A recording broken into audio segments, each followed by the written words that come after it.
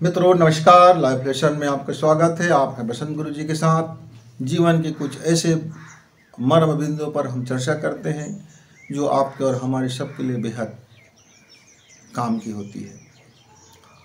आज जो हमारी चर्चा क्या है, यह जीवन के सच से निकला हुआ एक छोटा सा वाक्य है। जब जीवन ऐसा बोला जाता है कि बाल यूं ही मेरे नहीं पके हैं, लेकिन आजकल तो बाल बच्चों के भी पक जाते हैं। तो ये कहावत है कि बाल पकना मतलब जीवन के अनुभव से गुजर जाना। मित्रों, कुछ बातें ऐसी होती हैं जो जीवन में जब लंबे अनुभव आपका हो जाता है, जब एक लंबे अनुभव से आप गुजरते हैं तो जीवन का कुछ सच प्रकट होता है।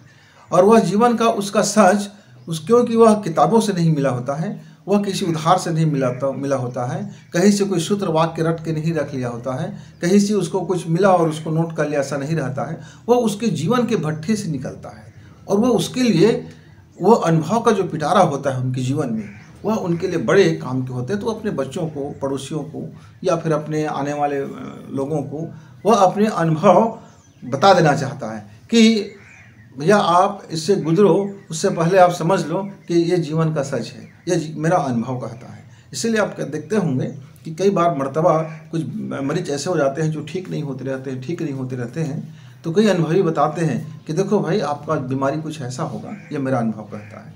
कुछ कहता है कि आपके घर में बड़ी गरीबी आ रही है, लगातार आपका धन खत्म हो रहा है, कितना धन कमाते हैं, धन रुकता नहीं है, तो मेरा अनुभव कहता है आप कुछ ऐसा कर लीजिए कि आपका धन रुक जाएगा। किसी घर में बड़ी खटपट चलती रहती है और कभी सुधरने का नाम लेता है। घर में परिवार में तनाव होते होते परिवार नष्ट होने लगता है। तो कोई बुजुर्ग आता है, कहता है कि देखो भाई, मेरे जीवन का अनुभव ये कहता है आप जरा इस तरीके से थोड़ा सा जीवन में सुधार कर लो, आप लोग थोड़ा ऐसे सुधार कर लो, हो सकता है आपका जीवन अच्छा हो जाएगा। कभी कभी बड़े बड़े कारोबार में कुछ घाटाएँ इतनी हो जाती हैं, कुछ नीचे उतरने लगते हैं, तब हम किसी ऐसे एक्सपर्ट को हायर करते हैं कि जो इस क्षेत्र में बड़ी जानकारी रखता हो। तो एक्सपर्ट कहता है कि देखो, मेरा अनुभव ये कहता है कि आप अपने कारोबार में ऐसा ऐसा बदलाव कर लीजिए। सलाहकार हम उसी को बोलते हैं। तो वह सलाहकार की कितना वैल्यू होता है, क्यों? उसका सलाह ऐसे लफ्फाबाजी से नहीं आता, उसकी सलाह किसी ऐसे नहीं आता कि आपको बुखार है तो फलाना टेबलेट खा लीजिए और खुद को बुखार आ गया तो हाय है करने लगे, फिर वो दूसरा व्यक्ति आपसे कहने लगे कि आपको बुखार है तो ये टेबलेट खा लीजिए। माने हम एक दूसरे के डॉक्टर बन जाते हैं फ्री फंड का, और जब अपने ऊपर परेशानी आ जाता है तो फिर हम हाय हाय हाय तब मचाने लगते हैं। ऐसे व्यक्ति का अपना कोई अनुभव नहीं होता, उनका अनुभव होते हुए भी अनुभव नहीं होता। मित्र, ऐसा ही एक जीवन का अनुभव है कि आप अपने को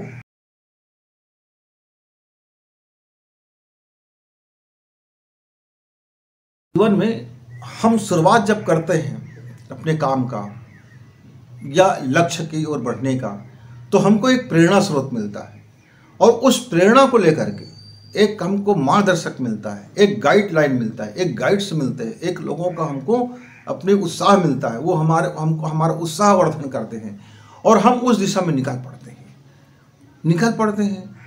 और जब हम उस दिशा में निकलते हैं तो जिसने हमको उत्साह दिया है वो तो हमारे साथ होता नहीं है।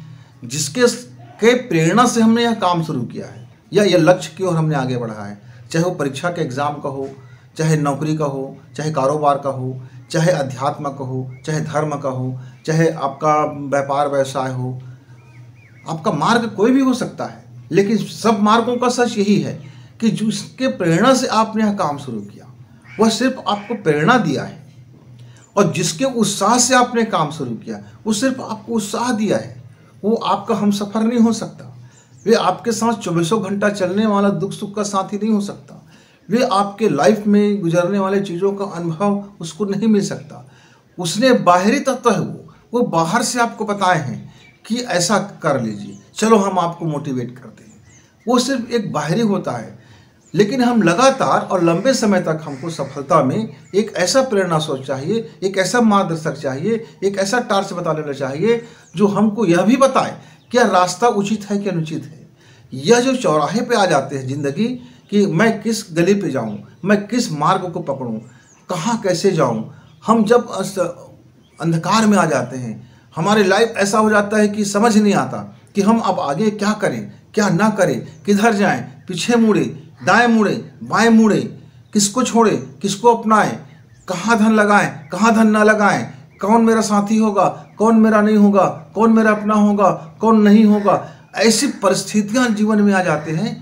तब हम याद करते हैं उस अनाम गाइडर को कि हे भगवान, हे गुरुदेव, आप मेरी मदद करें और मुझको मार्ग सुझाएं। हम क्यों उनको याद करते हैं? इसलिए याद करते हैं कि हमारे दिल में हमको लगता है कि वही मेरा एक सच्चा मार्गदर्शक है। सत्यम शिवम सुंदरम, जो सत्य है, जो शिव है और जो सुंदर है, जो मेरे लिए सत्य होगा, जो मेरे लिए शिव होगा, जो मेरे लिए सुंदर होगा।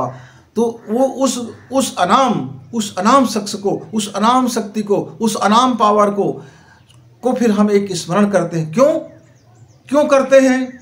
इस क्यों का शायद जवाब आपके पास नहीं होगा, या होगा तो फिर क्यों की आवश्यकता ही नहीं होता। हम इसलिए उसे स्मरण करते हैं। मित्र, आपके भीतर में, आपके अंदर में एक जीवित देवता रहता है, एक जीवित प्रकाश पुंज होता है, एक जीवित आपकी ईश्वरीय शक्ति होता है जिसको हम आत्मा बोलते हैं। और उस आत्मा में लगा हुआ चैतन्य शक्ति होता है। वह चैतन्य शक्ति को पता है कि आपके लाइफ को मार्गदर्शक में, गाइड के रूप में कोई यदि सच में मार्गदर्शन दे सकता है तो वह है ईश्वरीय प्रेरणा, वह है दैवी अनुग्रह, वह है भीतर की अपना अनुभव, भीतर से अब उठने वाली आवाज़, भीतर से उठने वाली विवेक की आवाज़, अब उठने वाली वह आपको बताने वाली, आगाह करने वाला कि देखो तुम इस मार्ग में मत जाओ।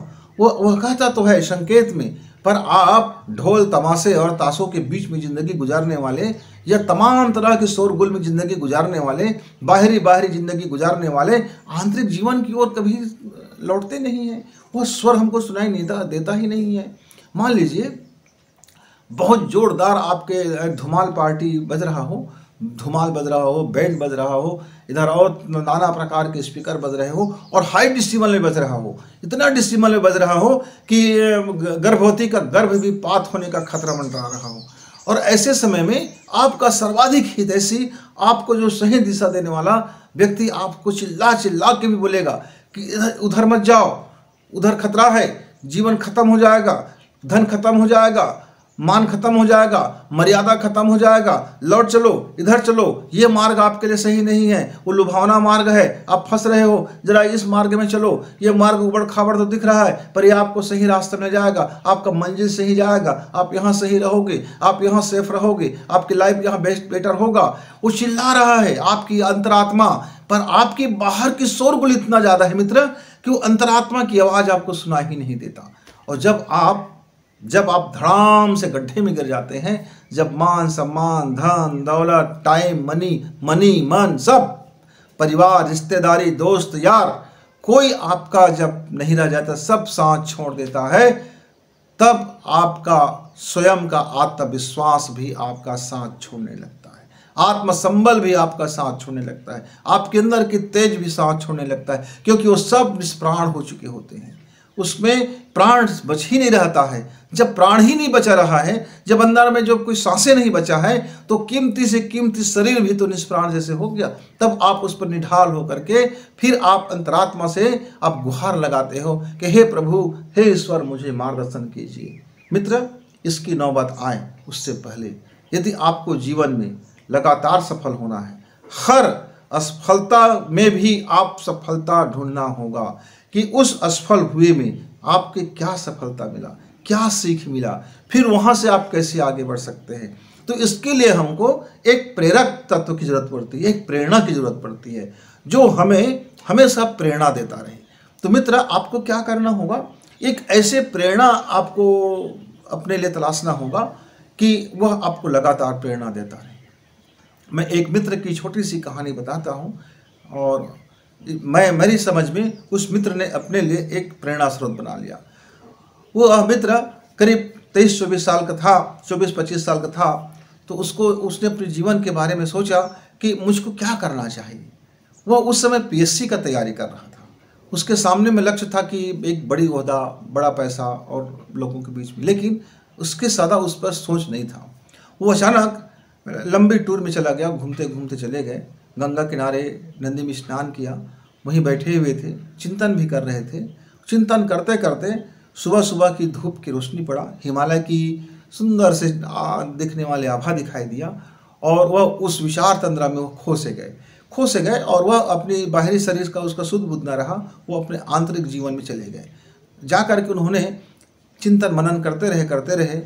फिर उसको लगा कि चलो मैं तो PSC एग्ज़ाम निकाल लूँगा, मैं बन सकता हूँ, कलेक्टर बन सकता हूँ, पैसे भी आएंगे, लोग तालियां भी देंगे।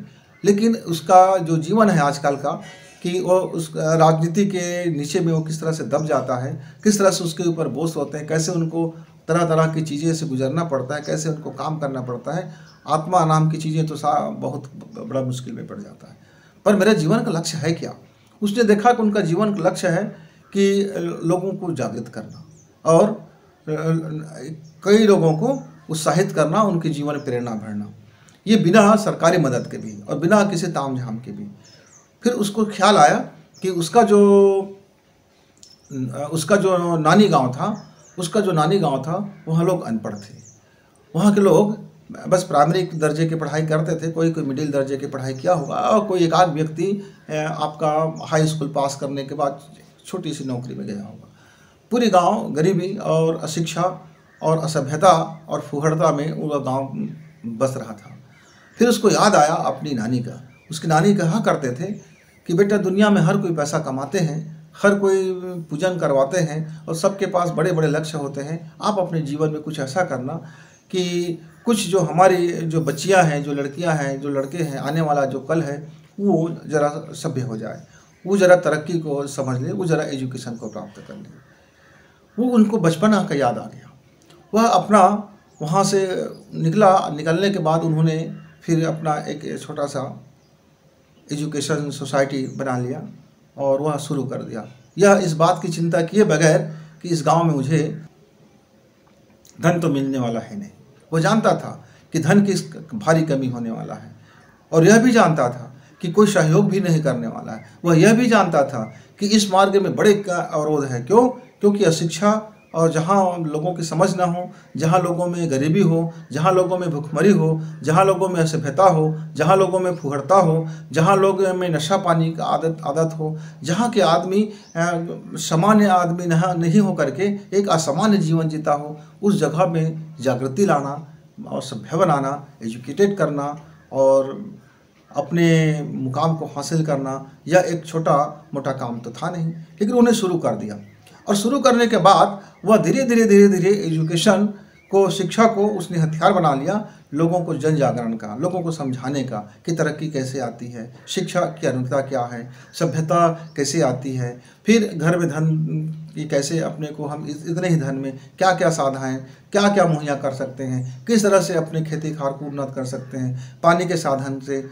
बिजली के साधन से, रोड के साधन से, धन की उपयोगिता, मन की उपयोगिता, जन की उपयोगिता, ज्ञान की उपयोगिता, शिक्षा की उपयोगिता, सूचना की उपयोगिता, सारे तंत्रों को वह धीरे धीरे उस गांव में लगाने लगे। मित्र, 24 साल के आते आते वह गांव इतना काया पलट हो गया। उस गांव में एक एक व्यक्ति आज धनपति हो गया, नौकरी, बड़े बड़े नौकरी में और बड़े बड़े कारोबारी होने लगे, और एजुकेशन का माहौल ऐसा बना कि उस गांव में आप कल्पना नहीं कर सकते कि 24 साल का पहले के गांव होगा कि आज को गांव होगा। उस गांव में इतनी तरक्की, इतना बदलाव, इतनी सभ्यता, और वह उससे उस गांव की इस सभ्यता को, इस गांव की बदलाव को, इस गांव में जो है उसको देख देख के बड़ा खुश होते हैं। क्यों?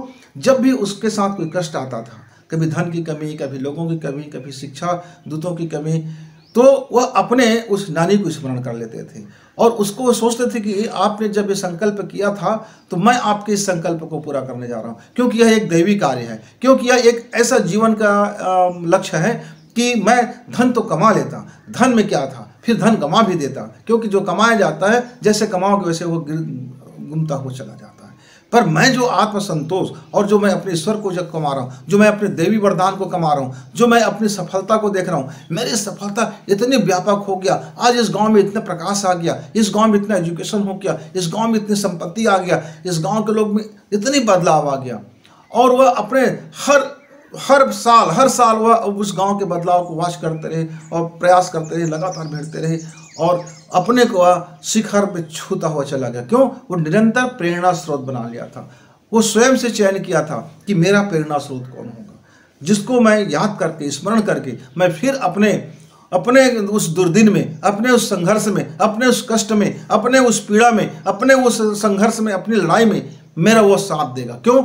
आपका प्रेरणा स्रोत यदि भीतर से कोई आएगा जिसको आप अपना प्रेरणा स्रोत बनाओगे, और उस प्रेरणा स्रोत को यदि आप निरंतर याद रखते हैं, उस प्रेरणा स्रोत को यदि आप संभाल लेते हैं मित्र, आप उसको स्मरण में रख लेते हैं मित्र, तो फिर आप और अधिक से अधिक और अधिक से अधिक सफल होते हुए जाएंगे। क्योंकि एक बार सफल होने के बाद हम अपने प्रेरणा को भूल जाते हैं, हमारा फिर दोबारा प्रेरणा स्रोत रह नहीं जाता। क्योंकि हम अब सफल हो गए हैं, तो हम सफल हो गए तो वहाँ से हम इतराने लगते हैं, वहाँ से हम घमंडिया हो जाते हैं, वहाँ से हम अहंकारी हो जाते हैं, वहाँ से हम अपने आप को बड़े होशियार समझने लगते हैं, वहाँ से हम बड़े तोपचंद हो जाते हैं, वहाँ से हम न जाने क्या क्या हो जाते हैं। और ये न जाने क्या क्या होने के बाद हमारी सफलता वहीं रुक जाती है।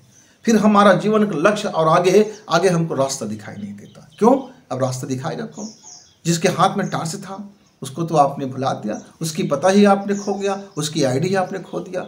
और जिसके हाथ में टार्च था और जो ये बताता भी था कि यह मार्ग को मैं जानता हूँ, चलो इस मार्ग पर, ये आपके लिए उचित मार्ग है, ये आपके लिए कल्याणकारी मार्ग है। जब तक आपको कोई टार्च पकड़ करके आपके अंदर का इनर का कोई जब नहीं पहुँचेंगे, तब तक आप सही रास्ता चयन कैसे करोगे मित्र?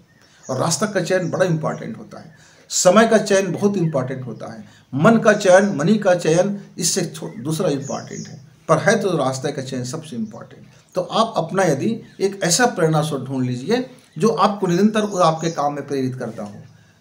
ये तो मैंने एग्जाम्पल दिया। आप जिस क्षेत्र में काम करते हो, आपके भीतर में जो भी प्रेरणा स्रोत होगा, वह अगला व्यक्ति आपको प्रेरणा देता है, तब आप प्रेरणा प्राप्त करोगे, तो फिर आप नुकसान में होने वाले हो। क्यों भाई? वो व्यक्ति का कल समय नहीं रहेगा आपको प्रेरणा देने का, फिर कोई व्यक्ति कितने दिन तक आपको प्रेरणा देता रहेगा? इससे अच्छा है आप स्वयं से भीतर से प्रेरित हो जाइए और अपने अंदर से ही, भीतर से ही एक प्रेरणा बना लीजिए, और उसी प्रेरणा स्रोत को आप लगातार उनसे संवाद करें, याद करें, देखते रहें, स्मृति बनाए रखें और प्रेरित होते रहें।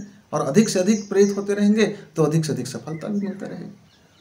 तो मित्रों, जीवन की इस छोटी छोटी बातों के साथ हम अपना वाणी विराम देते हैं, फिर मिलेंगे, तब तक नमस्कार।